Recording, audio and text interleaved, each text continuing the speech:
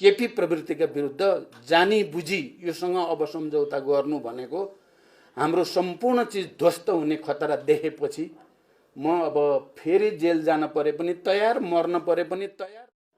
अब एउटा चिज के हो भने अङ्ग्रेजीमा छ क्या, मलाई त्यो हुन त उहाँले अहिले एउटा कथा भन्नुभयो, बाँदरले गजुर हल्लाएको भन्ने कथा, त्यो पनि मार्मिकै छ। अङ्ग्रेजीमा एउटा कविता मैले चाहिँ बिएससी पढ्दाखेरि मिसनमा आएको एउटा टिचरले मलाई भनेको थियो क्या, नयाँ साथी बनाऊ तर पुरानोलाई पनि कायम राखिराख, नयाँ भनेको चाँदी हो, पुरानो सुन हो भन्ने गीत थियो क्या। त्यो गीत मलाई उनले सिकाएको थिए र मैले गाउँथेँ। अब नयाँ चाहिँ चाँदी हो, पुरानो चाहिँ गोल्ड हो या सुन हो भनेपछि त पुरानो बढी महत्त्वपूर्ण हुन्छ नयाँ भन्दा, भन्न खोजेको हो त्यो कविताले अथवा गीतले।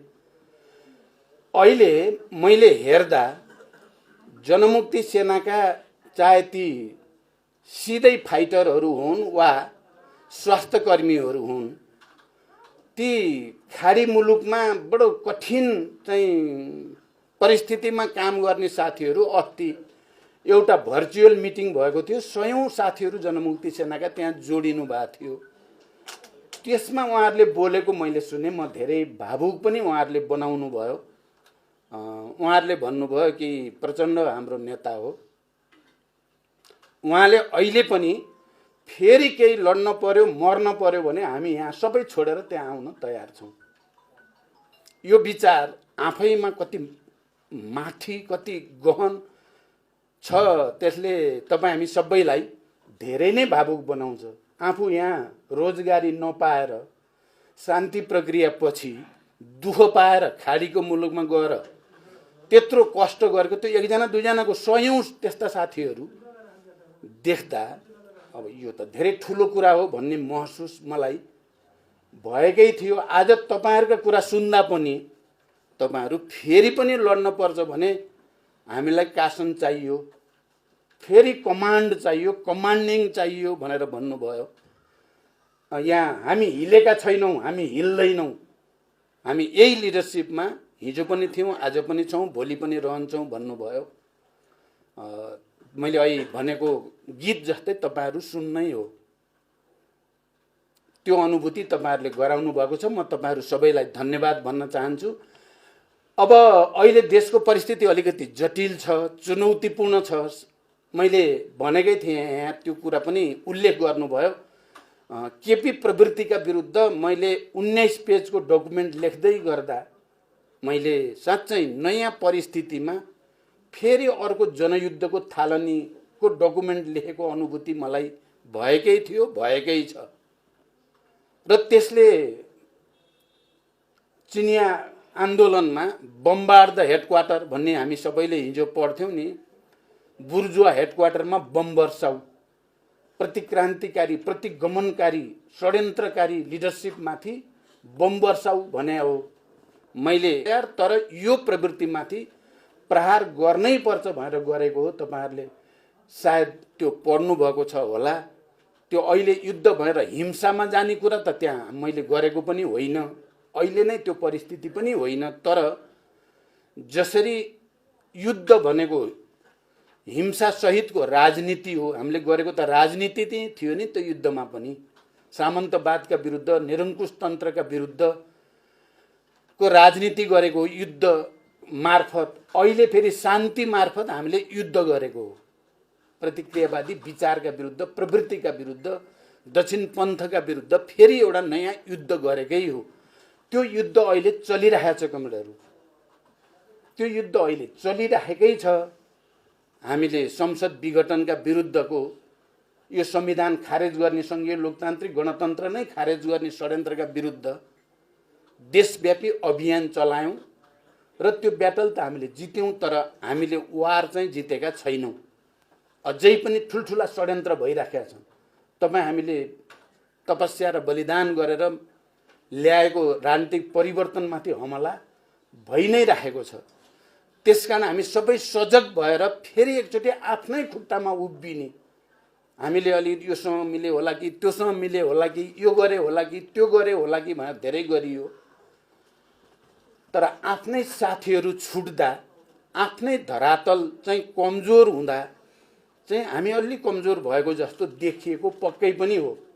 अहिले फेरि हामी आफ्नो धरतीसँग जोडिने, आफ्नै खुट्टामा उभिने, आफ्नै पुराना साथीहरूलाई एकता सबै क्रान्तिकारीहरूमाथि नै भर पर्ने, क्रान्तिकारी विचार र क्रान्तिकारी साथीहरूमाथि नै भर परेर मात्रै यो लडाईँ जित्छौँ भन्ने विश्वासले नै मैले नयाँ जनयुद्ध सुरु गरेको पनि हो।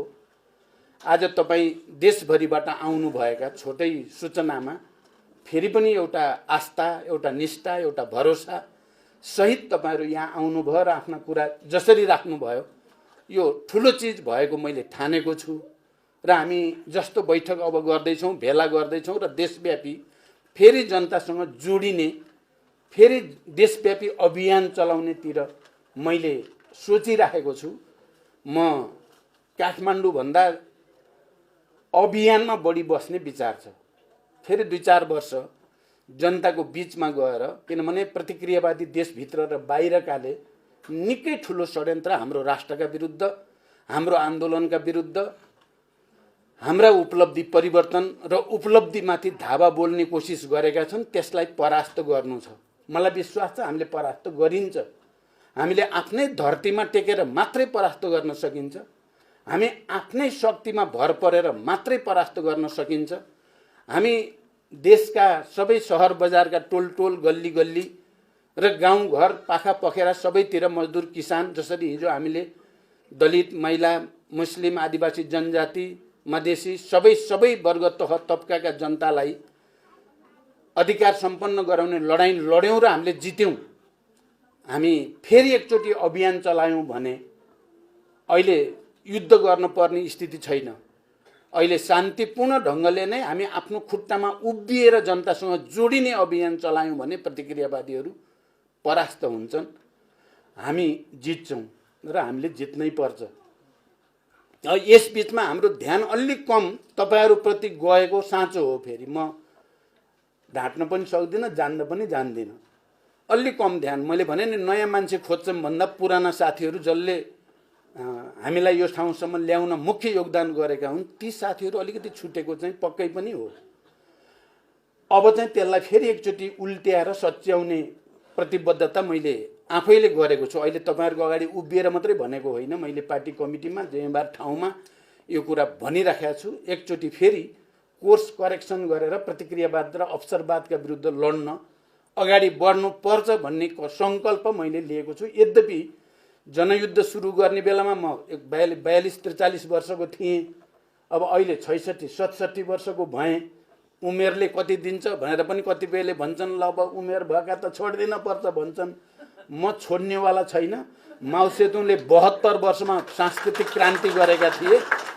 म एकचोटि फेरि क्रान्तिमा अगाडि जानेमा छु। तपाईहरु यो कुरामा चाहिँ विश्वस्त रहनु होला। म छोड्नेवाला चाहिँ छैन, म लड्नेवाला नै छु। मैले लडेँ, अहिले पनि एउटा ब्याटल त लडेँ मैले अहिले, र त्यो ब्याटल हामीले जित्यौँ पनि, र अरु 2-4 ब्याटल जित्न बाँकी छ र हामीले जित्नै पर्छ। अब फेरि यति भन्दै गर्दा अलि कमी भयो। चाहिँ हिजो साथ दिएका, दुःख पाएका धेरै साथीहरू अलि ओझेलमा परे भनेर मैले आत्मसमीक्षा गर्दै गर्दा फेरि म के पनि सम्झाउन चाहन्छु भने, पार्टीले र मैले फेरि कसैलाई पनि केही गरेन भन्ने आरोप त लगाइदिन हुन्न। फेरि म माथि अन्याय हुन्छ। किनभने उपराष्ट्रपति जनमुक्ति सेनाको फिल्ड कमान्डर उपराष्ट्रपति हुनुहुन्छ। एउटा महिला कमान्डर सभामुख हुनुभयो।